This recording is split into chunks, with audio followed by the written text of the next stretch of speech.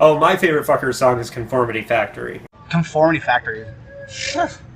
That is like one of the seminal hardcore songs of my youth. I mean, like, no question. Training to be the next kind of army. Learn to farm money. Spinning up rap beats. Farming factory. Fuck your eyes up, fuck your team. Farming factory. Fuck your eyes up, fuck your team. Teach false history of a perfect country. Going to atrocities of blind citizenry.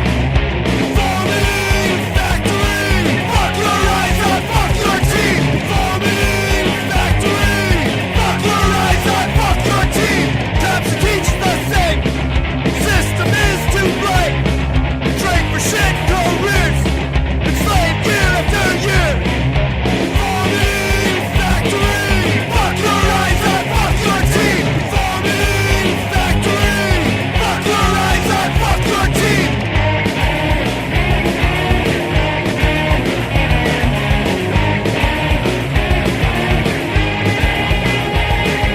Same thing every day. Play along for good grades. We can break away. We can have a say. Farming factory. Fuck your eyes up, fuck your team. Farming factory. Fuck your eyes up, fuck your team. Yeah, didn't you guys cover Conformity Factory once, or? No, that was the Dirties. That was one of my later bands. Yeah, that was the band I was in when I was 15, 16 years old. Hey, I'm David Agronoff, and you're watching this video so we can tell you all about a book that I have coming out later this year called Punk Rock Ghost Story. And I did a lot of research on it to write a novella called 3 Chords of Chaos, and wrote that. It's a dark urban fantasy set in New York City with punk music involved. And around the same time that I was doing that, David Agronoff was writing Boot Boys of the Wolfreich, which is a fantastic novel. And David lived that scene, and it really blew me away. So David and I, were talking about that, and he started telling me about his next book, which is Punk Rock Ghost Story. And he claimed to have unearthed the true story of the Fuckers. Yeah, hey, my name's John Zepps, and I've been in the hardcore scene and the punk rock scene since the early 80s.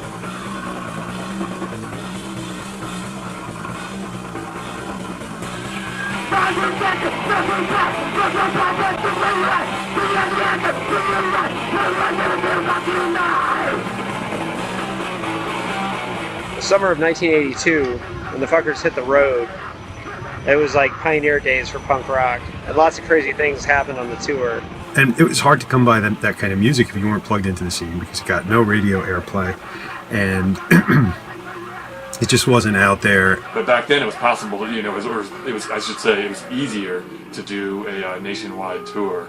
And so you have all these small bands springing up everywhere, and the Fuckers was one of those small bands that were influenced by the early Black Flag, Minor Threat, heard things on tape, or just saw the bands coming through their hometown.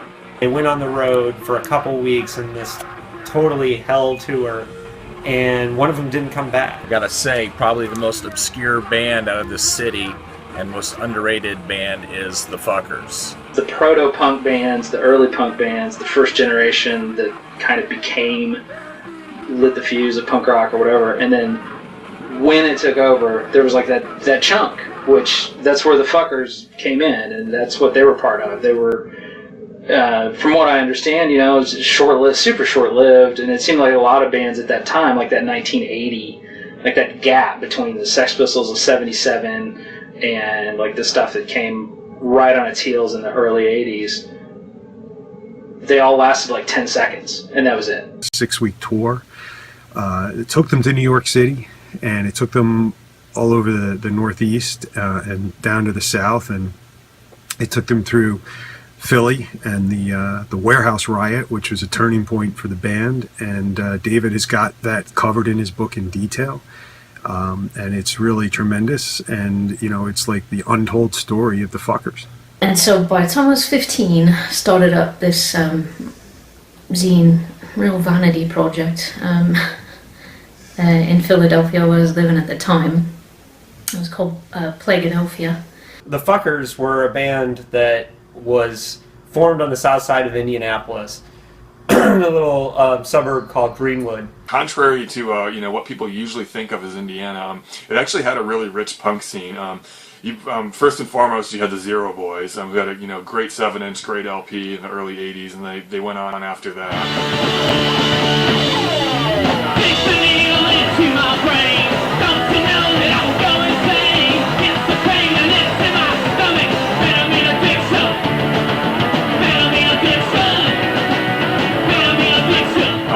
You had Toxic Reasons, you had the Blood Farmers, who had a 7-inch in 1985, you had the Gynecologists from Bloomington, featuring Kerry Scott from Plan 9 Video on vocals, and they had 2 7-inches back in the early 80s.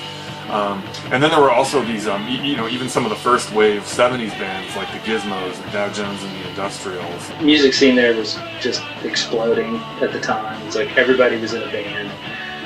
Lots of different kinds of bands, all different kinds of stuff on the one bill. You know, would have a noise band and a punk band and a metal band. It was a great time. There was a riot in Philadelphia, and the band almost didn't make it out. So by the time they got to Texas, and you know, Frank just disappeared. I mean, there were lots of rumors and lots of stories, but who knows what happened? You know, they weren't talking. It was about a month before that is when I heard about the Fuckers, and it was because my best mate at the time, Cools, she wanted to interview the band that were playing with them, White Cross.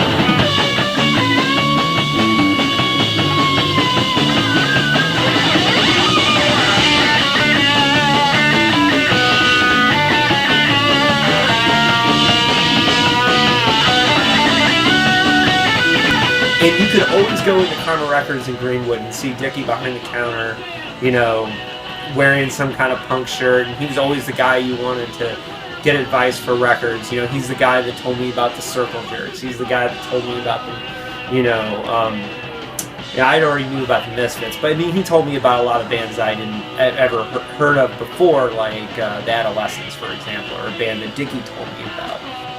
He still wouldn't talk about what happened to Frank and the disappearance of their lead singer, and that's really where this story starts. I mean, for us, they're just a local legend, you know, a really scary legend. I mean, you see some of those guys out of the bar, and like, you know, they're all sort of out there. So we decided to ditch school. We got hold of a case of Black Label that day, and proceeded to get shit-faced and take the Scepter into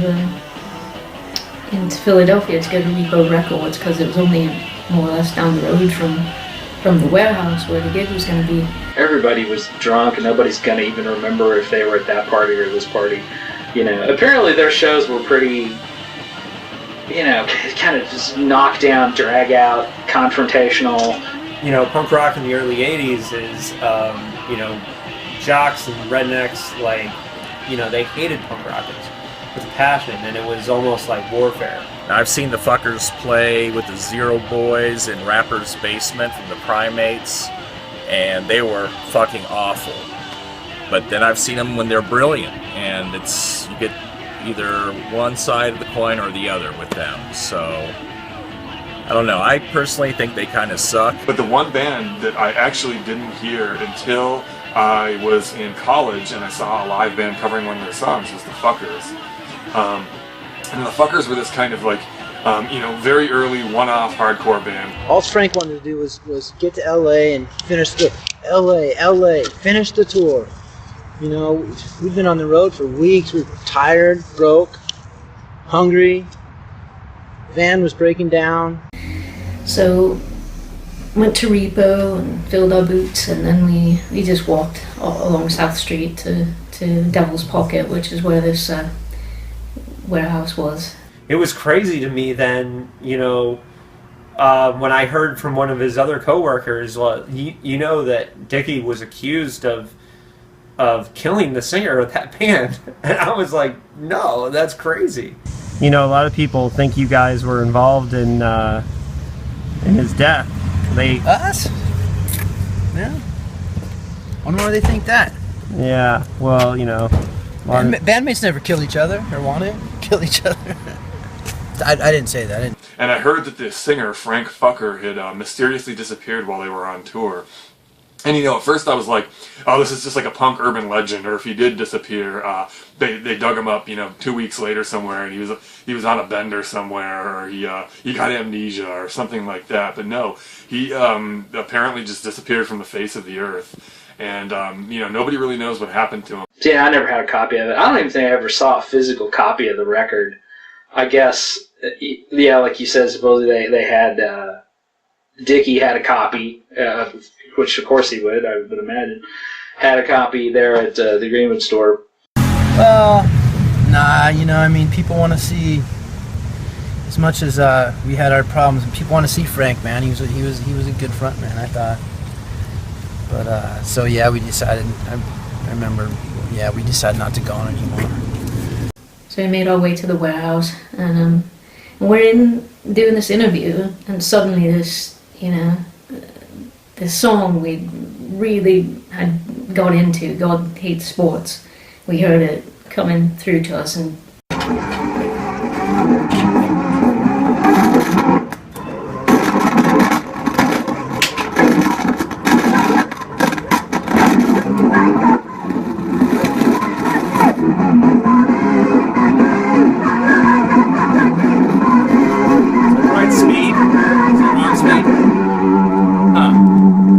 Sounds better than I remember them sounding.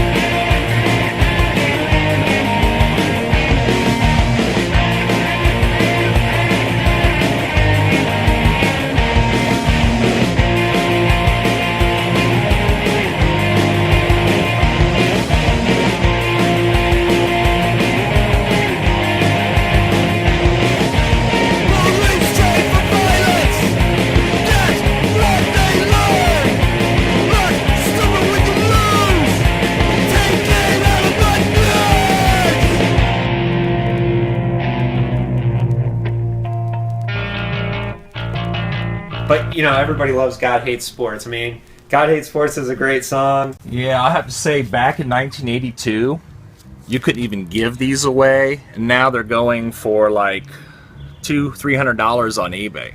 I can't fucking believe it. I think I broke my copy. But, to each his own. Here's the thing. I got all my Indiana bands. Birthright, Steve Klowski, With Authority, and, of course, the Fuckers. It's become this, kind of extremely rare collector's item. I think possibly the only Indiana record that maybe goes for more is the Zero Boy 7-inch, which I think is usually like upwards of $800 to $1,000 nowadays. But the Fuckers is a good $250 to $400, and that's even more than the Gizmos and Dow Jones and the Industrial Split LP.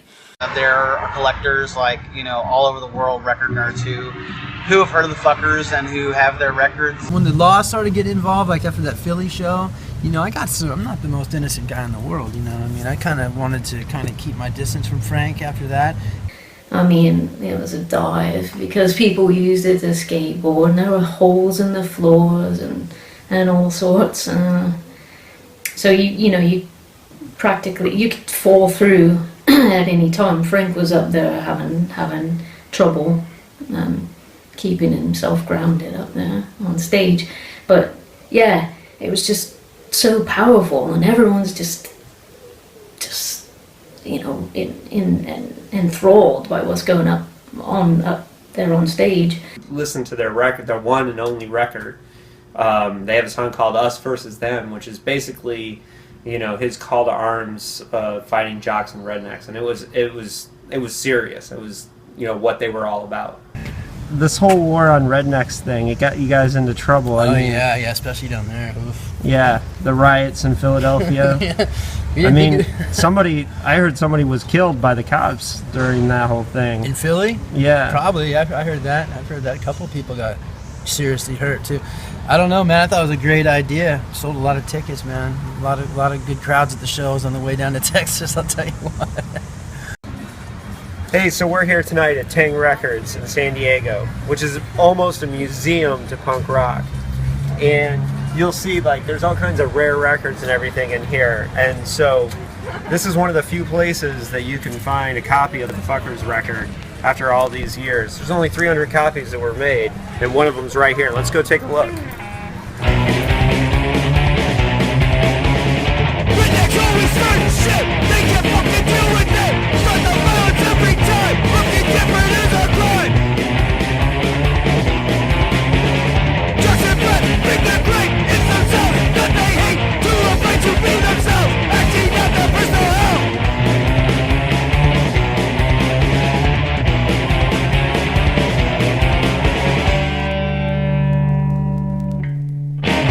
Us versus them. To the war again.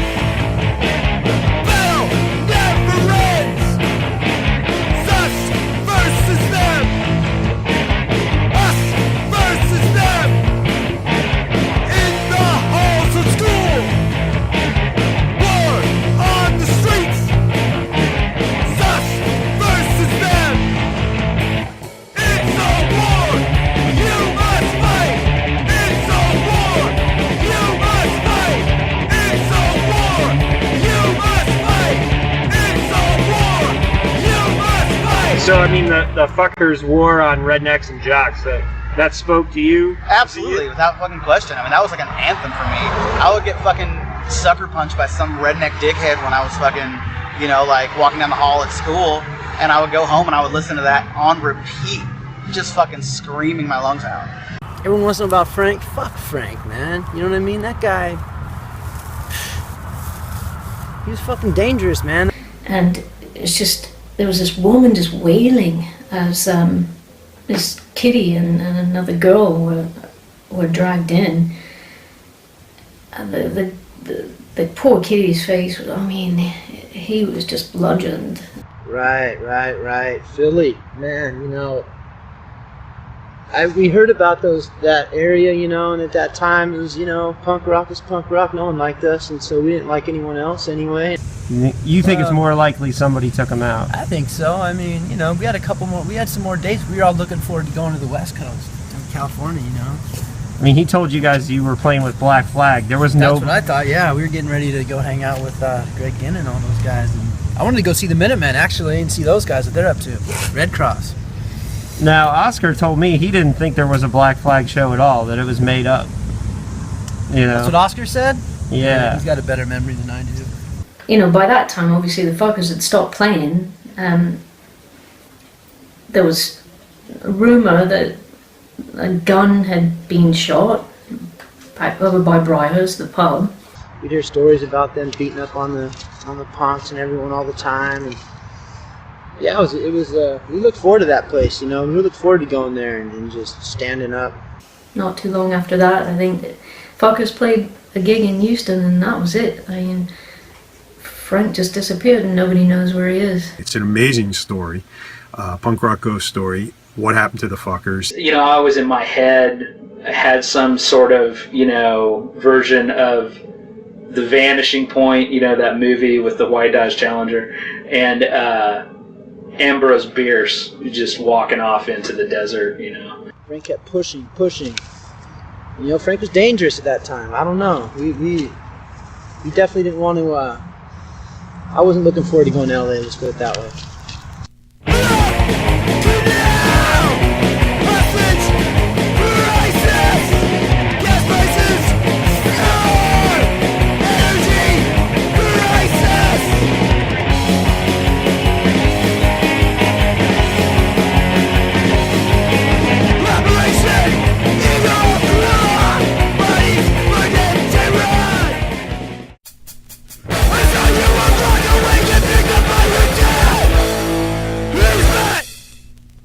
Cheers, Frank, wherever you are.